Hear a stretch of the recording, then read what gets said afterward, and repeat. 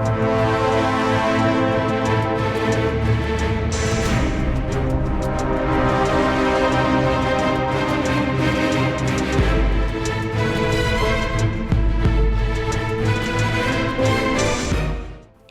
علیکم ناظرین، میں ہوں جی ایم جمالی اور آپ دیکھ رہے ہیں ڈیجیٹل کے سب سے بڑے چینل نیوز پاکستان کا پروگرام اے ٹو زی۔ ناظرین، اس وقت پوری دنیا میں کورونا کی تباہ کاریاں جاری ہیں۔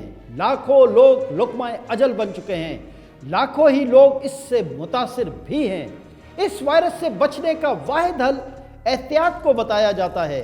احتیاط سے مراد اپنے گھروں میں رہیں، باہر نہ نکلیں، تاکہ آپ اور آپ کی فیملی اس جان لیوا وائرس سے محفوظ رہ سکیں۔ دنیا کے ترقی یافتہ ممالک یعنی دنیا کے امیر ترین ملکوں نے اس وائرس پر قابو پانے کے لیے اپنے ملکوں کو لاک ڈاؤن کیا اور لوگوں کو گھروں تک محدود رکھا، مگر تمام تر سہولیات کے ساتھ۔ جی ناظرین، لوگوں کے گھروں تک کھانا پہنچایا، ان کی مالی مدد کی، ان کے یوٹیلیٹیز کے بلز معاف کیے، جس وجہ سے وہاں لاک ڈاؤن کامیاب ہوا اور لوگ گھروں میں ہی رہے، کیونکہ جب آپ کو حکومت کی جانب سے تمام تر سہولیات گھر میں بیٹھے مل رہی ہوں اور باہر نکلنے سے آپ کی جان کو خطرہ ہو، تو کس کا دل نہیں چاہتا کہ وہ گھر پہ آرام کرے۔ ناظرین، ہمارے ملک میں بھی جب اس بیماری نے پھیلنا شروع کیا تو ہم نے ہر بار کی طرح اس بار بھی اپنے ملک کے حساب سے سوچنے کے بجائے دوسرے ممالک کے نقش قدم پر چلتے ہوئے پورا ملک بند کرنے کا فیصلہ کر لیا۔ نہ یہ سوچا کہ ہمارا ملک غریب ملک ہے، جس کے کروڑوں باسیوں کو 2 وقت کی روٹی بھی میسر نہیں، جس ملک کی اکثریت دہاڑی دار مزدور پر مشتمل ہو، جو ایک دن کام پر نہ جائیں تو ان کے گھروں میں فاقوں کی نوبت آ جاتی ہے۔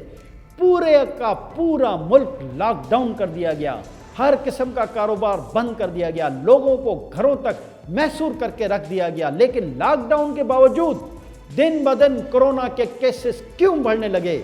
یہ وہ سوال ہے جو آج ہر شخص کی زبان پر ہے۔ امریکہ، چائنا اور اٹلی کی مثالیں دے کر لاک ڈاؤن کرنے والے عوام کو یہ بتانا بھول گئے کہ ان کی حکومتوں نے وہاں کی عوام کو کیا کیا سہولیات دستیاب کی تھی، کس طرح سے وہاں لاک ڈاؤن کامیاب ہوا، کس طرح انتظامیہ نے لوگوں کے گھروں کی دہلیز پر ہر چیز کی فراہمی کو یقینی بنایا۔ یہ وہ تمام تر اقدامات تھے جس وجہ سے ان ممالک میں لاک ڈاؤن کامیاب ہوا اور لوگ گھروں میں ہی رہے۔ یہاں وہ شخص کیسے گھر میں بیٹھ سکتا ہے جس کے گھر کے فرد اس کی روزانہ کی دہاڑی پر گزارا کرتے ہوں؟ وہ شخص کیسے سکون سے سو سکتا ہے جس کے بچوں کو مائیں رات کو یہ کہہ کر لوریاں دیں کہ خوابوں میں پریاں کھانا لے کر آتی ہیں؟ ایسے لوگوں کو ایک ہی سوال سے، بھلا بھوک اور غربت سے بڑا بھی کوئی وائرس ہے؟ اس وقت چھوٹے تاجر شدید مشکلات سے دوچار ہیں۔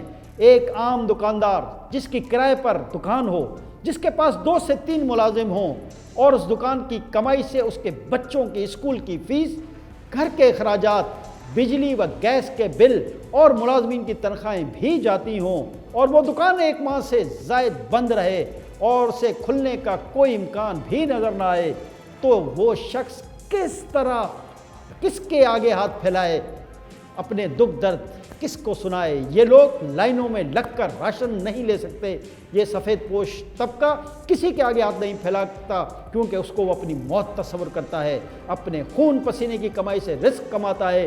یہ وہ تمام تلخ حقائق ہیں جس کی وجہ سے آج ہمارے ملک میں لاک ڈاؤن کبھی کامیاب نہیں ہو سکتا۔ ہمیں کورونا کے ساتھ اب جینے کی عادت ڈالنا پڑے گی، ورنہ مسائل گمبھیر صورتحال اختیار کر جائیں گے۔ لوگوں کی برداشت اب جواب دے گئی ہے۔ 1 مہینے سے زیادہ کا عرصہ گزر گیا ہے اور اب تک کوئی حکمت عملی ہی سامنے نہیں نظر آ رہی۔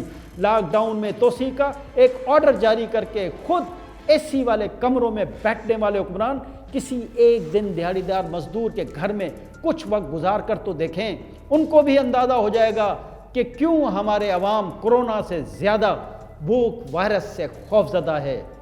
جی ناظرین، آج کا پروگرام ہر اس شخص کی آواز ہے جس کے बैंक अकाउंट में करोड़ों या घरों में महीनों का राशन मौजूद नहीं है, जिसको रोज खाना और रोज कमाना होता है। हक्काम बाला को ये बात समझना होगी कि लोगों को इस लेवल पर न ले जाएं जहां उनके सब्र का पैमाना लबरेज हो जाए, क्योंकि भूख तहजीब के आदाब भी भुला देती है। तो नाजरीन, ये था आज का A to Z प्रोग्राम के बारे में अपनी कीमती आरा से ज़रूर आगाह कीजिएगा। ज़िंदगी रही तो फिर मुलाकात होगी एक नई खबर के साथ। तब तक के लिए अपने मेज़बान JM जमाली को इजाज़त दीजिए। अल्लाह हाफ़िज़।